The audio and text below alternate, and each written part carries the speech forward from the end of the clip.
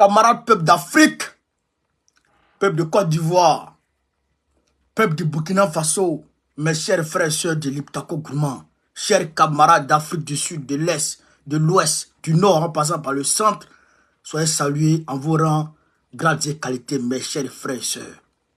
Frère, le capitaine Ibrahim Traoré, c'est un 10. Ouais, IB, c'est un 10. C'est un chef. Frère, non, il n'est pas passé du dos de la cuillère. Il n'est pas passé par 4000 chemins. Il n'est pas rentré dans l'hypocrisie, frère. Il a dit, il a mis le pied dans le plat. Frère, il dit c'est Draman qui est le principal levier sur lequel l'impérialisme s'appuie pour tenter de déstabiliser le Burkina Faso et l'AES. Frère, il dit, c'est pas Draman Ouattara que l'impérialisme, c'est-à-dire Macron et les Joe Biden, s'appuient pour déstabiliser le Burkina Faso. Et il fait des révélations de fou. Je vous ai dit que Draman est un terreau. Draman lui-même, là, c'est un terreau. C'est-à-dire que ce n'est pas un président façon, il n'est même pas... C'est-à-dire que Draman même, je me demande si la nuit, ce gars-là, il porte pas le soutane des djihadistes là pour aller au front, pour aller au Burkina Faso, pour aller massacrer le peuple burkinabé. Chers camarades d'Afrique, on va vous mettre ici la vidéo dans laquelle le capitaine Ibrahim Traoré s'exprime et il explique les faits, il donne les faits. Et bien entendu, il va décortiquer en toute aisance. Je vous demande de partager au maximum cette vidéo. Et après, on va répondre à RFI. Parce que RFI, réalisant que les RDA, les communicants RDA, n'arrivent plus à tenir la communication qu'on a mis en place. Et maintenant, RFI prend le relais. Ils sont en train de communiquer pour le RDA de Draman Ouattara. Mais nous allons répondre à tout ça. Chers camarades d'Afrique, partagez au maximum la vidéo. Avec les pays voisins du Burkina, comment est-ce que la coopération se porte? Bon, il faut le dire, ça va plus ou moins. Avec certains pays, il n'y a pas de problème. Avec d'autres aussi, il ne faut pas avoir on ne va pas continuer à faire de l'hypocrisie. C'est ça même. Il y a des soucis avec certains pays. Voilà, ça, il faut le reconnaître. Et nous sommes là-dessus. Et nous espérons que chacun comprendra. Parce qu'au début, nous avons eu un peu de soucis. En octobre, novembre 2022. Alors, je vais vous dire clairement, on a été approché par beaucoup d'émissaires, notamment des pays du Sud. Chaque fois, c'était peut-être nous dire de négocier en quelque sorte avec les terroristes.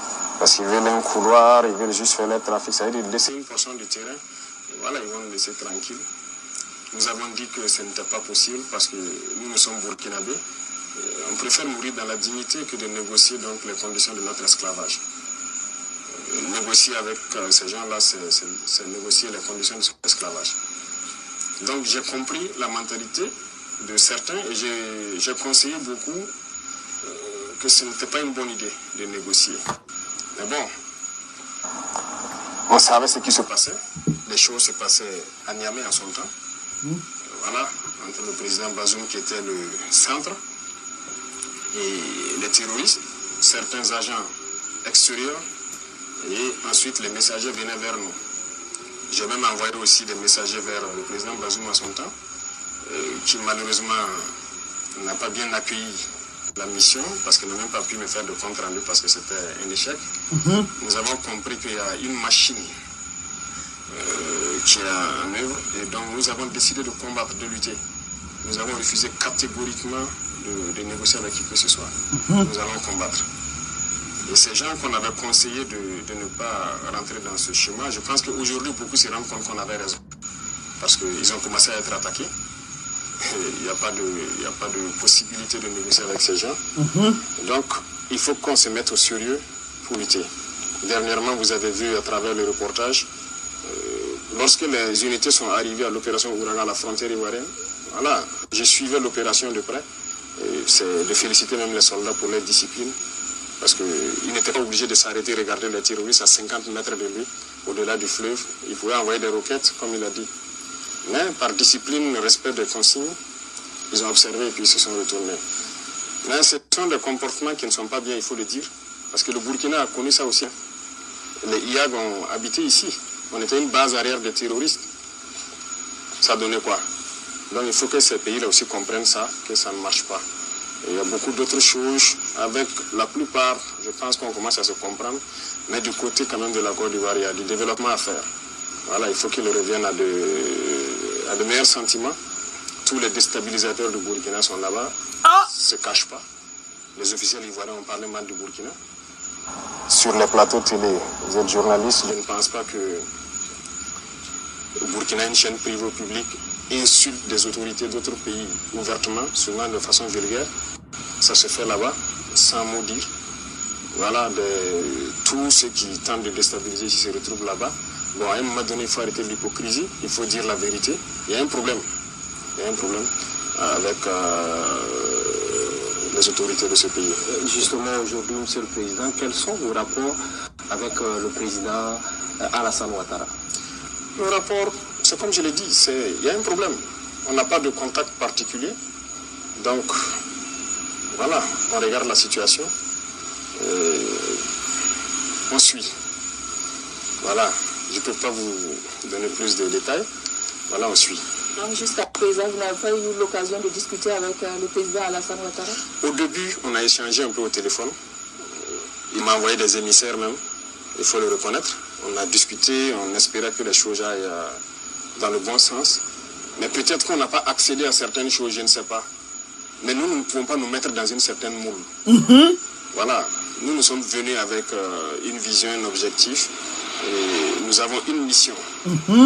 Donc, tant qu'on sera dans notre moule, on sait qu'on aura des difficultés avec certains. Donc, on ne sait pas ce qui s'est passé. Sinon, il y avait le contact, mais ça s'est rompu. Et avec les gens qui ont commencé à partir là-bas, ceux qu'on recherche, il n'y a pas eu de coopération. Jusqu'au jour d'aujourd'hui, c'est ce qu'on observe. Aujourd'hui, il y a eu des incidents à la frontière avec la Côte d'Ivoire. On parle donc de soldats burkinabés qui sont détenus par la partie ivoirienne et vice-versa. Alors, quelle est la situation sur ce plan? C'est vrai, quelques incidents mineurs. Ça, ce n'est pas un problème pour nous. Retenez que nous sommes en guerre. Donc ça, ce n'est pas des incidents à nos yeux. Vous ne pouvez pas comprendre ce que j'ai dit, mais nous sommes en guerre. Et nous sommes préparés à tout.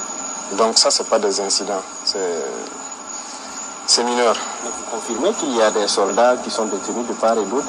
Oui, la dernière fois, pendant l'opération, il y a un soldat et puis un VDP que les forces ivoiriennes ont appréhendé. On mené chez eux à Abidjan là-bas.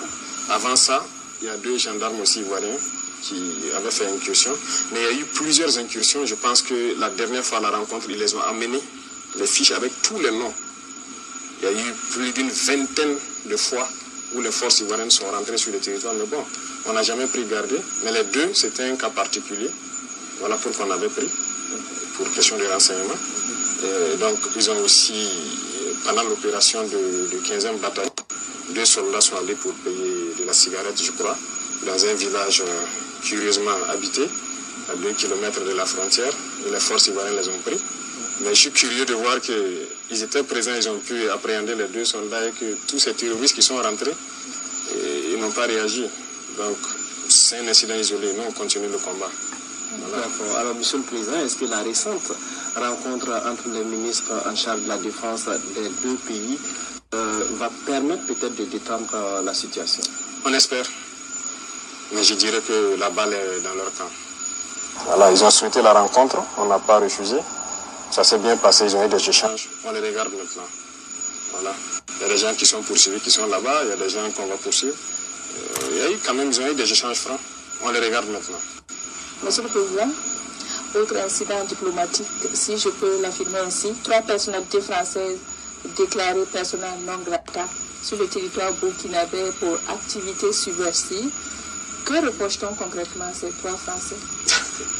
Vous savez, quand on dit activités subversives, les gens sont très malins et très intelligents dans leurs manœuvres. Aujourd'hui, ils ont beaucoup de plans pour déstabiliser le Burkina. Il y a l'élimination physique, voilà. Il y a peut-être la manipulation d'une frange armée.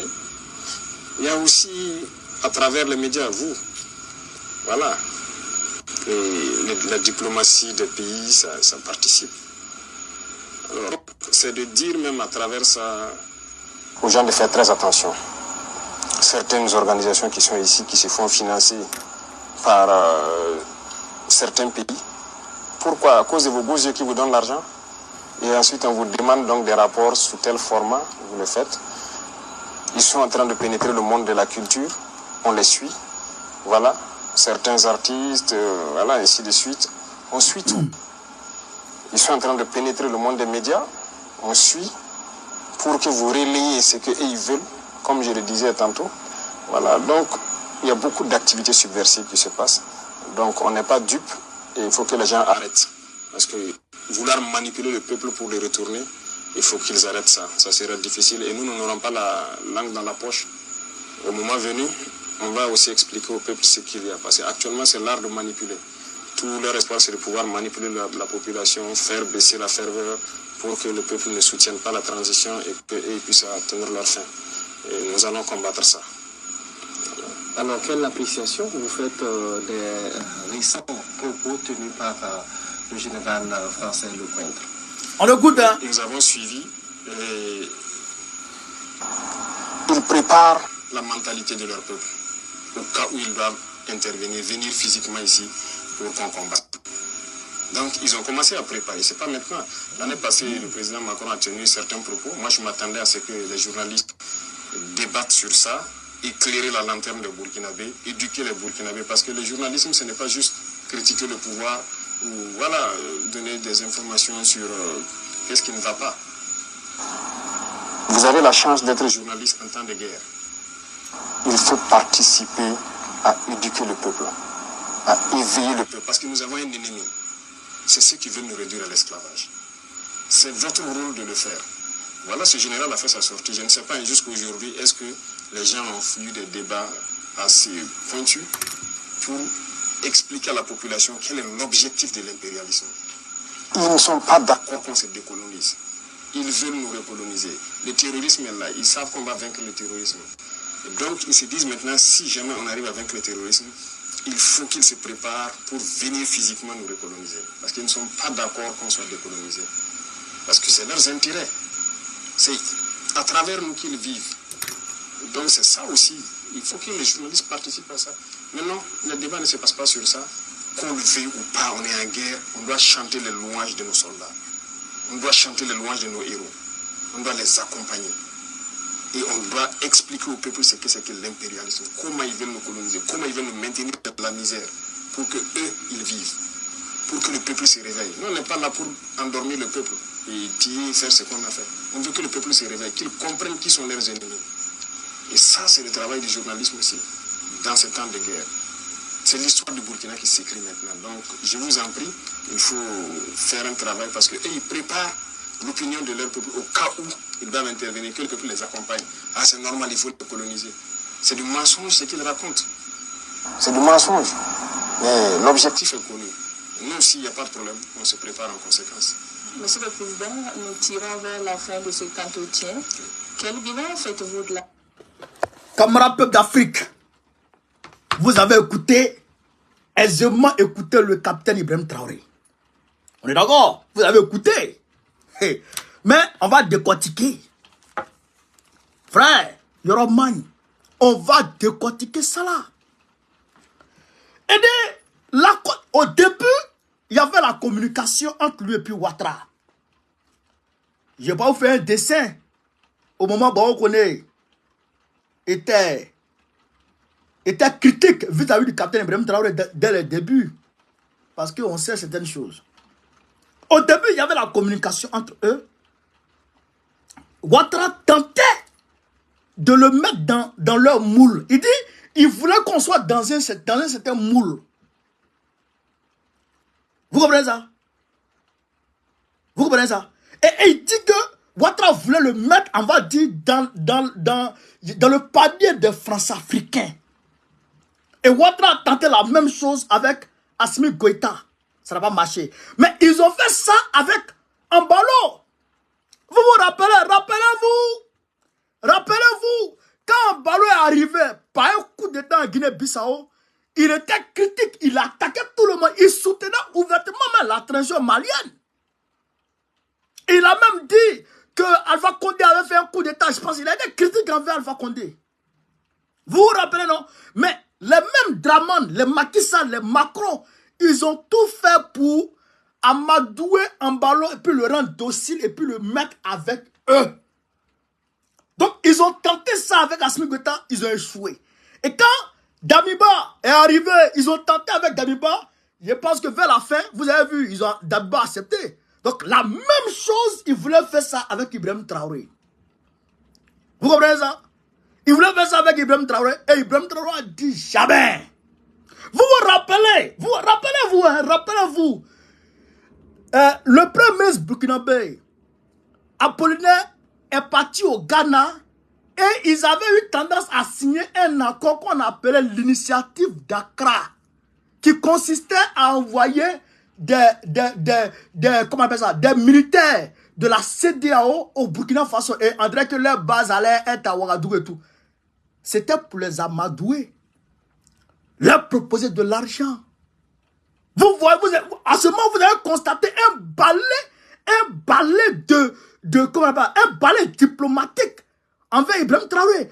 Nana Akufo-Addo s'en va, comment on appelle, Embalo s'en va, comment on appelle ça, je pense que c'était Catherine Colonna. Catherine Colonna envoyait des délégations chez Ibrahim Traoré. Les États-Unis envoyaient des délégations. Tout le monde envoyait des délégations pour essayer de le mettre dans leur moule. Mais Ibrahim Traoré a dit jamais. Il a dit jamais. Et quand il a dit jamais, Draman Ouattara est revenu à la charge. Il dit,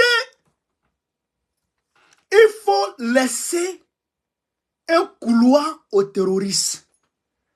Écoutez, ce qu'il m'a dit. Il dit, les gens veulent négocier avec nous. Ils nous envoient des émissaires pour nous demander de laisser un couloir, c'est-à-dire de céder une portion de notre terre aux terreaux pour que les terreaux nous laissent tranquilles. Et c'est ce que Bazoum avait fait. Vous avez compris, chers camarades peu d'Afrique? Vous avez compris ce que Draman Ouattara a demandé à Ibrahim Traoré? Vous avez compris? Vous avez compris ça? Et en même temps, vous vous rappelez, Damiba, quand il a dit, quand quelqu'un se bat pour quelque chose, c'est pour lui la chose. Mais après, Bazi avait dit qu'en réalité, Draman Ouattara voulait, comment on appelle ça, récupérer le sud du Burkina Faso jusqu'à Sendou. Il voulait contrôler Sendou pour ajouter ça à la Côte d'Ivoire, et puis pour que lui, il s'étend. Il étend son autorité sur tous ces territoires-là. Chers camarades peu d'Afrique. Donc, Ibrahim Traoré a dit nada. Et donc, quand Ibrahim Traoré a dit nada, c'est là il a rompu la communication avec Ibrahim Traoré. Vous comprenez ça? Vous comprenez ça? Et c'était en complicité avec Bazoum, parce que c'est Niamey qui était leur base de discussion, de rencontre et tout. Vous-même, vous voyez le chef d'état-major de la France. C'est comme Niamey était son village. Il partait là-bas tout le temps. Donc, ils ont coupé pont avec Niamey. Et ils se sont serrés les coudes avec le Mali. Et ils ont engagé le combat contre le terrorisme. Ils savaient que c'était difficile. Sans l'accord sans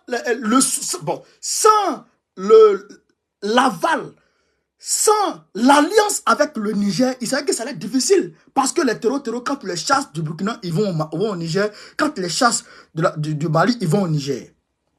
Maintenant, comme le Niger n'est plus une zone sûre pour eux, alors, eux tous, ils se rabattent maintenant sur la Côte d'Ivoire. C'est la Côte d'Ivoire maintenant qui est leur base arrière. Et Ibrahim Traoré l'a dit. Tous les déstabilisateurs du Burkina Faso sont en Côte d'Ivoire. Je dis bien, chers camarades d'Afrique, mettez les cœurs, tapez la vidéo. Ibrahim Traoré dit, tous les déstabilisateurs du Burkina Faso sont en Côte d'Ivoire. On ne veut pas être hypocrite. Alassane Ouattara n'est pas bon. Tous les déstabilisateurs du Burkina Faso sont en Côte d'Ivoire. La Côte d'Ivoire est la base arrière des terreaux qui endeuillent le Burkina Faso. Ok. Non. Non, le mot c'est que... Non, les mots sont forts. Les mots sont durs, les mots sont forts. Camarades, peuple d'Afrique, peuple du Burkina Faso, peuple du Liptako Gourma. Et vous avez vu, vous-même, vous avez vu clairement la vidéo qui montre les terroristes de l'autre côté du fleuve. Et les militaires burkinabés sont de l'autre côté et ils les voient. Ils voient les terroristes. Mais ils ne peuvent pas engager le combat parce que ils sont disciplinés. Ils sont respectueux du droit international qui stipule que on ne peut pas attaquer un pays, on ne peut pas aller mener des opérations militaires sur un autre pays, dans un autre pays, tant que tu n'as pas l'accord de ce pays-là. Donc ils sont respectueux du droit international. Frère! Donc, tout le monde a vu ça. Bekaye. Oh, Draman, non, non, mais tu es venu d'où? Tu as quitté où? Tu as quitté où? C'est vrai, petit gros s'attaque au Burkina Faso. Il rabaisse le Burkina Faso. Il insulte le Burkina Faso. Et Draman Ouattara s'apprête, je vous l'ai dit, à rapatrier 55 000 Burkinabés dans leur pays. 55 000 Burkinabés, ils veulent les rapatrier en juin prochain. C'est que le mois prochain, il va les rapatrier. 55 000 Burkinabés. Pourquoi il veut les rapatrier? Parce que Ibrahim Traoré a coupé pont avec lui. Au même moment, il y a une entreprise de transfert d'argent nigérienne qui existe en Côte d'Ivoire. Alassane Ouattara a bloqué les activités de cette entreprise. Maintenant, ils veulent passer à l'offensive. Chers camarades d'Afrique, ils veulent passer à l'offensive au niveau économique. Ils veulent mélanger le Burkina Faso au niveau économique. Hier, je causais avec un homme. Je parlais avec un homme averti qui me disait ceci. Mon petit, quand ils veulent t'attaquer, l'impérialisme veut t'attaquer, ils te tapent au porte-monnaie. Et c'est ce qu'ils veulent faire. Comme ils savent que la diaspora burkinabé rapporte beaucoup à l'économie de Burkina Faso, alors ils veulent maintenant essayer d'embêter cette diaspora burkinabé qui est en Côte d'Ivoire. La plus forte diaspora burkinabé se trouve en Côte d'Ivoire. Donc maintenant, ils veulent s'attaquer à cette diaspora-là pour les faire retourner en Côte d'Ivoire, dans leur pays. Chers camarades. Mais ils ne savent pas que l'homme propose et Dieu dispose. C'est-à-dire que quand Dieu ferme une porte, il ouvre toujours une fenêtre. Et quand vous voulez fermer une porte, Dieu va ouvrir un portail pour le Burkina Faso. Parce qu'aujourd'hui, Ibrahim Traoré n'a nécessairement pas besoin de la Côte d'Ivoire pour développer le Burkina Faso. Chers camarades d'Afrique. Draman, honte à toi. Écrivez. Honte à Draman. Honte à Draman. Honte à Draman.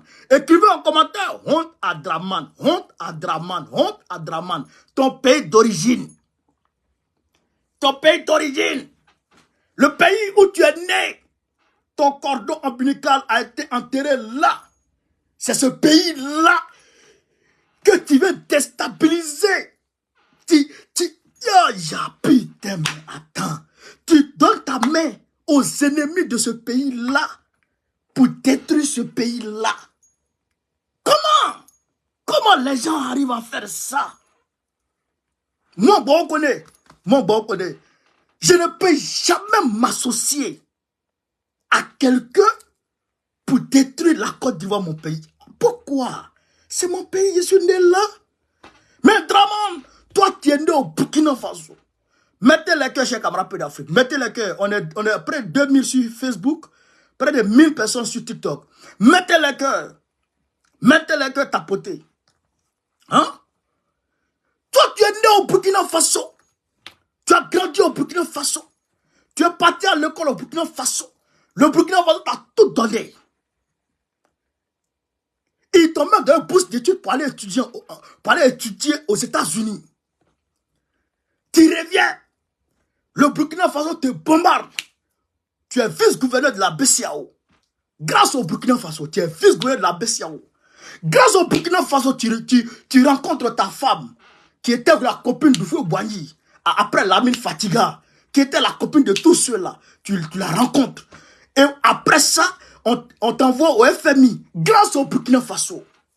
Et aujourd'hui, ce pays qui t'a tout donné, tu vas t'associer à des ennemis, à des personnes dangereuses pour détruire ce pays.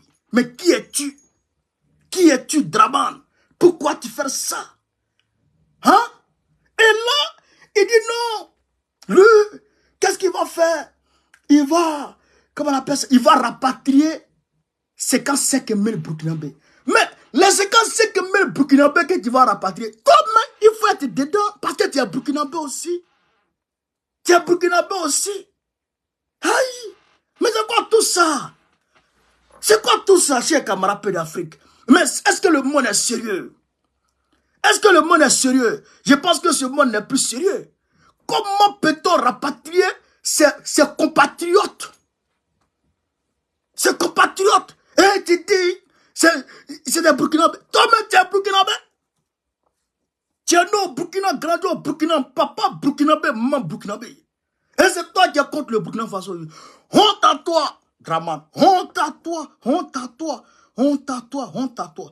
Et le capitaine Ibrahim Traoré a touché un point très important, chers camarades d'Afrique. Il dit, l'impérialisme passe par la culture. Il pénètre au Burkina Faso à travers la culture, à travers les médias, chers camarades d'Afrique. Parce que ils veulent recoloniser nos pays. Ok, mais c'est fort. C'est fort.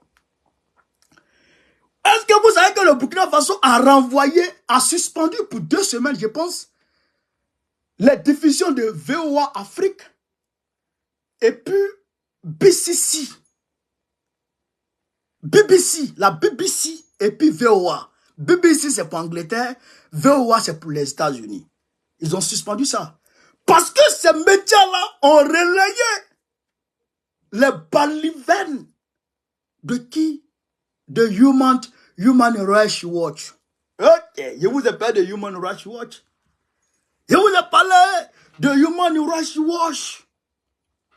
Human Rights Watch, c'est une ONG de vampires. Une ONG de terreau. Une ONG qui est dirigée en partie par la CIA américaine.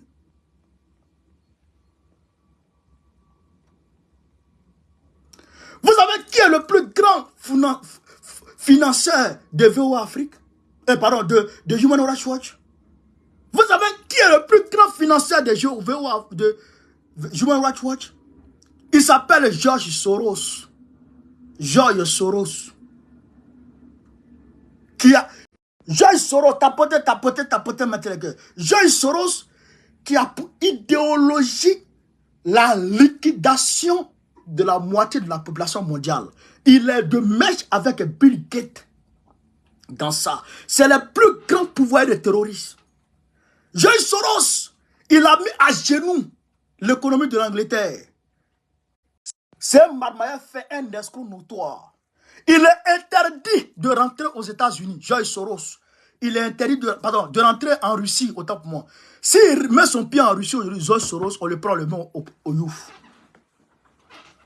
Human Rights Watch dit que les Burkinabés, camarades, mettez les cœurs, tapotez, mettez les cœurs sur Facebook, mettez les cœurs, mettez beaucoup de cœurs. La vidéo est signalée là. Mettez beaucoup de cœurs sur Facebook.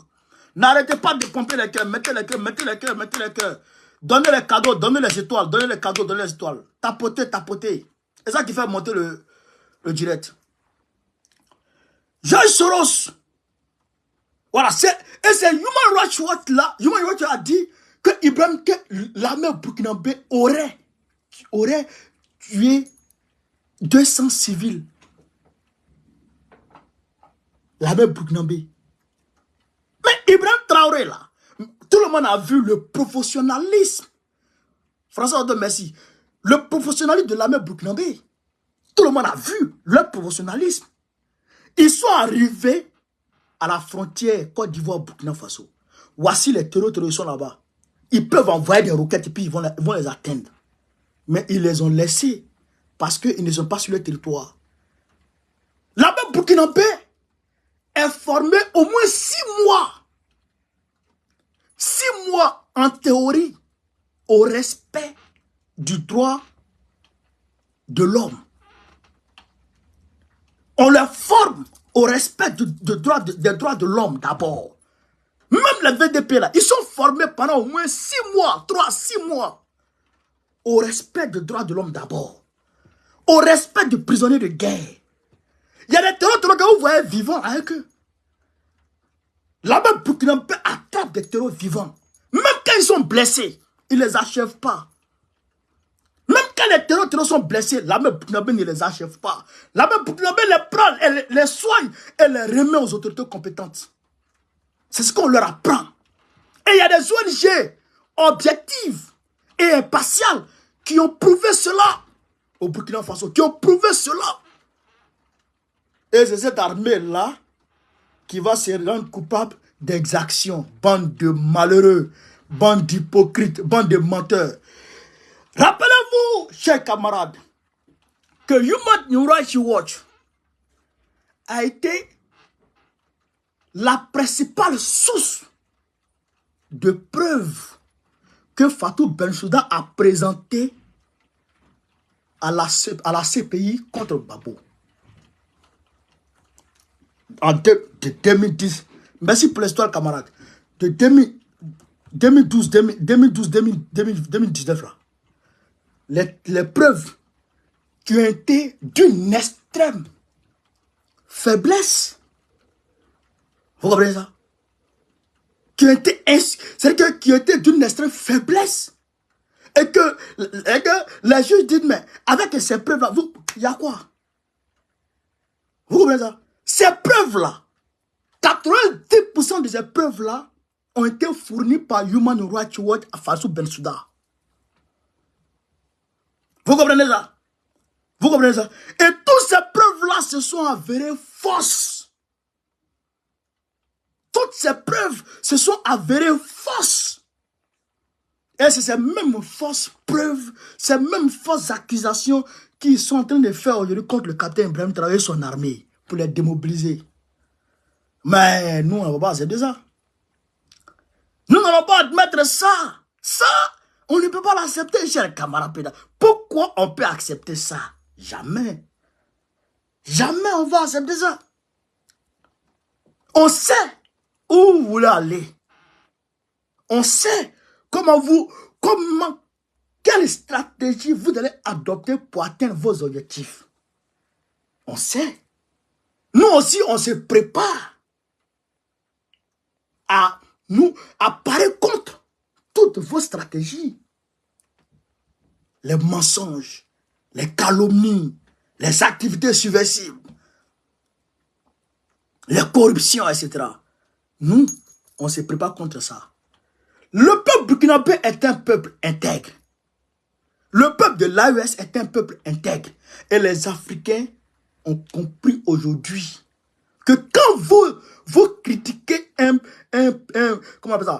président, c'est que ce président est effectivement bon pour son peuple. Quand vous soutenez un président, c'est que ce président est toxique à son peuple. Nous avons tiré les conclusions depuis longtemps.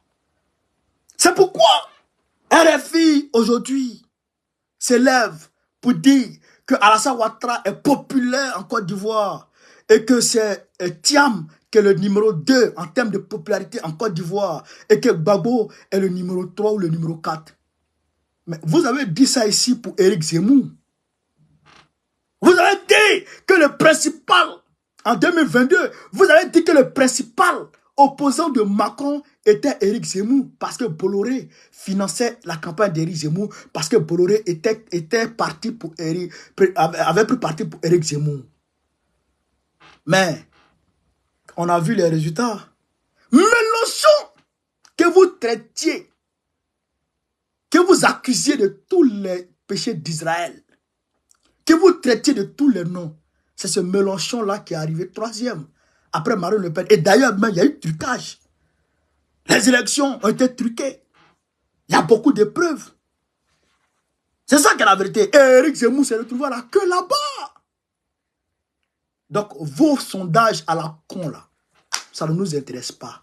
Le peuple de Côte d'Ivoire a choisi Gbagbo. Et c'est Gbagbo qui sera président de la Côte d'Ivoire en 2025. Ça, là, il n'y a rien à faire. Il faut que Gbagbo soit président de la Côte d'Ivoire pour donner la main à Ibrahim Traoré afin de pouvoir efficacement écraser les terreaux qui sont à la frontière, qui pullulent dans nos forêts, à la frontière avec le Burkina Faso. Il faut que Gbagbo prenne le pouvoir pour donner la main aux Burkinabés, donner la main aux Maliens, donner la main aux Nigériens, mettre en place une armée conjointe pour que le terreau soit effectivement neutralisé de nos terres.